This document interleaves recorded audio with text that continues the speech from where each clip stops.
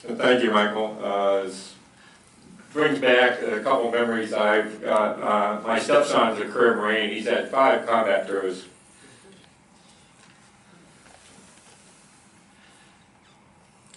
One thing I remember him saying was, I think it was his 3rd or 4th combat tour where he was in Afghanistan.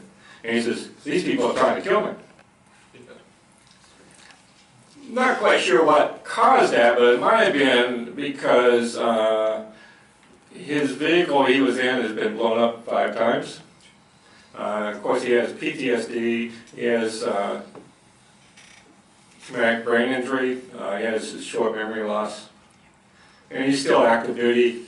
Fortunately, he's starting to get some support. Basically, he's told the Marine Corps he has some problems, so they're starting to help him. I think all the military has this issue that, I think especially in the Marine Corps, is I'm tough, I'm the strongest, I don't have problems, I can fix anything I have.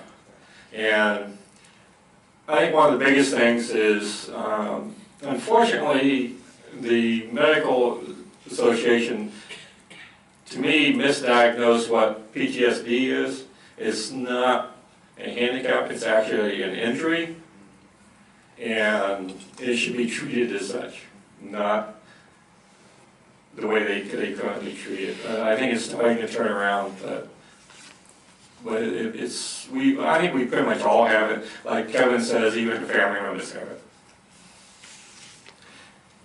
Next, I'd like to introduce Maggie Martin from IDAW, Veterans Against the War. Maggie is a co-director of IDAW. She served in the Army from 2001 to 2006, and she was deployed 3 times. She holds a MA in Social Justice and has been working since 2007 with fellow IDAW members to oppose expanding U.S. militarism, to fight for the right to heal, and to build a healing community for those impacted by war. Maggie?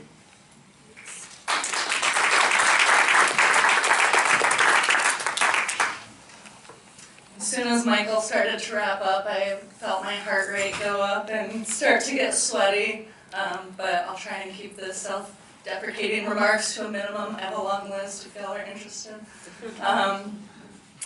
So I want to talk a little bit about my personal story, about IVAW's mission, what I think our unique role is in working for justice and peace, and some of the work that we're doing right now. So I joined the military in 2001 in March before the attacks of September 11th, so I definitely wasn't joining, planning on going to war. I was looking for fun travel and adventure, I like to say, and really, as Michael said, wanting to do something that I felt like was helping people, was something good, a noble cause. And I had believed everything that I ever heard in history in school about the U.S. being, the good guys, working for democracy, helping those who are in danger, that sort of thing. So I really hadn't thought it through. It didn't occur to me that we could be on the wrong side of conflicts. So shortly after joining, I was in my job training when September 11th happened. All my drill sergeants were happy to tell me that if I was going to Fort Stewart that I'd be deploying right away, so I was getting ready for that. My first deployment was to Kuwait in 2002, and it was a combination of support for Operation Enduring Freedom happening in Afghanistan and also a kind of training exercise. But what I think is really funny looking back is that this training exercise in 2002, we were doing field exercises on the border, the same place that we crossed a year later in 2003. So my next deployment was with the initial invasion in 2003. I was freshly married. A lot of my opposition to the war, not wanting to go, was about my personal life. It wasn't grounded in what we were doing to the people of Iraq, but really how it was messing up my personal plans and my life. But I did have a real big problem with the racism and the dehumanization that I witnessed amongst my fellow soldiers. From the first deployment in Kuwait, when people were seeing Bedouins living in kind of shacks and laughing at that, I just thought, like, this is so gross. It's so gross that I'm a part of this group of, like, spoiled Americans who just have no clue. So that definitely got me thinking and questioning that first deployment during the invasion of Iraq. I was put on a duty to guard Iraqis who were working on our camp. They used to be engineers at this plant, this fabrication plant, but when we just took it over like it was our own, they started doing odd jobs for us, picking up trash, fixing things around.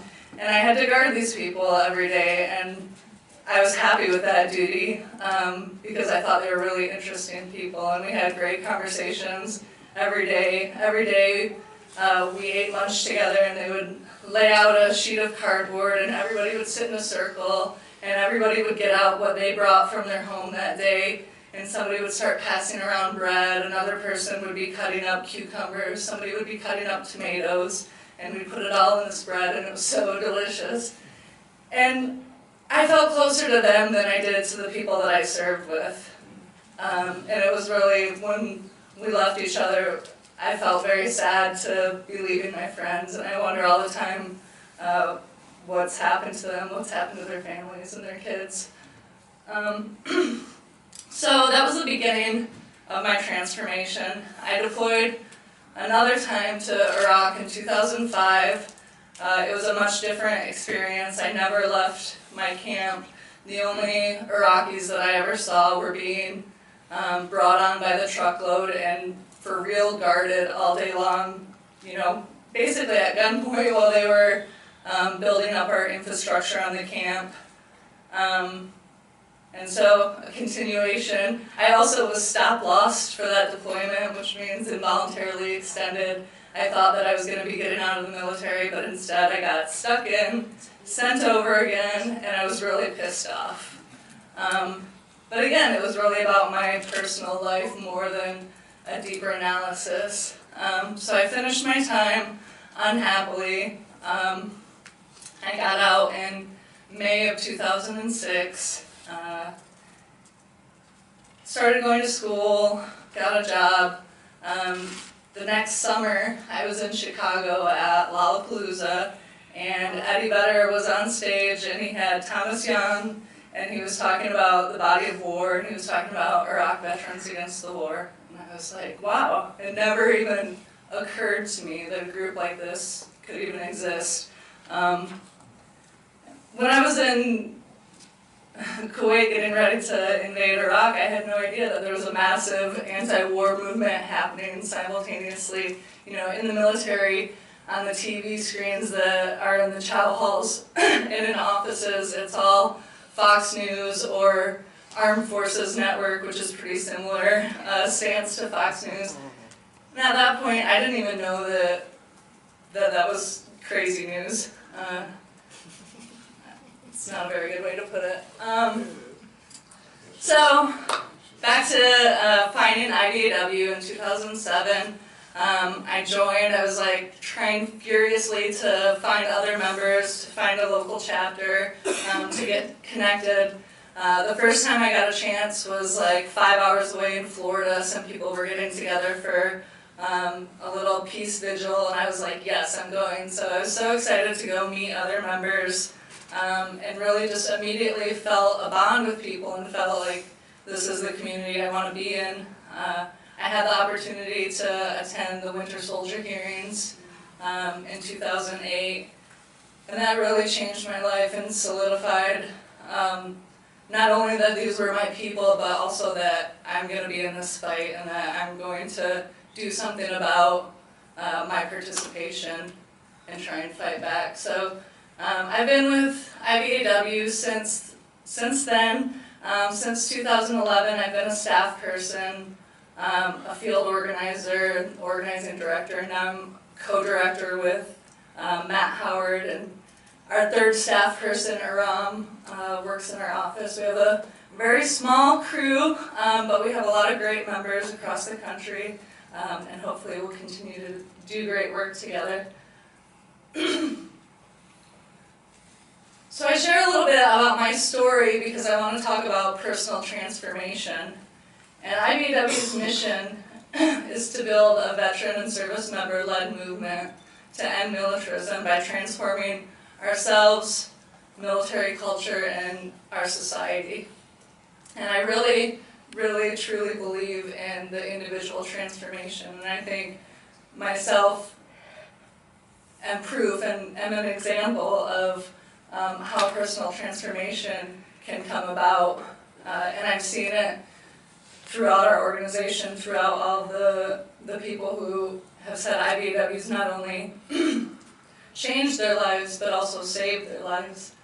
And I really feel that too. I'm going to talk about the unique role of veterans in the peace movement. I'm going to try and chill out a little first. I think that we have a unique role because of our veteran privilege, because of that pedestal, that platform that Michael was talking about, that the U.S. puts veterans on. And I think that we can use that role to fight against the ideas that supporting the troops means supporting the war. For veterans and service members to say, no, not in our name, like this is not helping us, this is not helping our families, the people here, and the things that we're doing are wrong, I think can start to pull those things apart and let people know that they don't have to say yes to war because they want to support the troops. I think we can counter the idea that Iraqi and Afghan and Muslim people are our enemies. And some of the work that we've been able to do with our partners in Iraq, the Organization of Women's Freedom in Iraq, the Iraqi Council of Workers and Unions, and connecting with those people and working together to say, like, this is our government's war, this isn't for the people, and we are not enemies, I think is really important. And so that's another unique thing that veterans can do in the peace movement. I think we can fight against the idea that collateral damage is an inevitable part of war, or that war is an inevitable part of human existence. And I think that we can share our veteran privilege with other people's movements. I think that we can use our voices and the respect that we get from the mainstream to support movements like Black Lives Matter. And I think it's really important for us to do that. Some of the work that we've been doing, I mentioned the Right to Heal work that we've done, and that's been for the right to heal for service members and veterans and the people of Iraq and Afghanistan. When we started doing work around veterans and service members' right to heal, a lot of people in the anti-war community were like, well, what's the anti-war angle to this? Like, why are y'all doing this instead of fighting against the war? And I get it, but what we were facing in our community is people who can't meet their basic needs, who can't find housing and jobs and mental health care. So I think it's a big ask to say we're gonna just like not even think about that, but we want you all to come and organize with us. So that's been something that I think we've learned along the way, that we need to fight against the things that hurt us, that kill us, dehumanize us, that we need to fight for our right to heal, fight for the benefits that we deserve, fight for reparations for the people of Iraq and Afghanistan. And I think we need to build out our own healing communities, our own survival programs, our own ways to really take matters into our own hands and not depend on this system to come and rescue us. So I'm going to wrap it up there because I think I'm a lot more interested in hearing people's questions, and I'm more comfortable getting into kind of conversations versus talking in front of y'all. But I guess I'll just end with asking for y'all's support of IBEW as an important piece of the puzzle in the anti-war pro-peace movement. Our ability to get members active and involved and out to events is directly related to our resources and our ability to provide travel funds and stipends for people. So it really is important and vital for us to get support to keep going. So I'll ask y'all to continue, because I know many of you are great supporters, and if you're not, consider checking us out and becoming one. Thank you.